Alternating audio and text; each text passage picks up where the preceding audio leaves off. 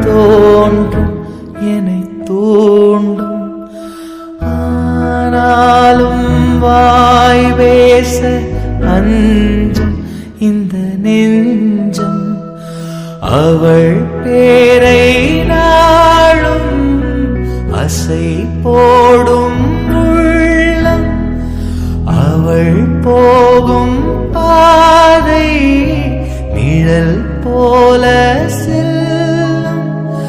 மௌனம் பாதி மோகம் பாதி என்னை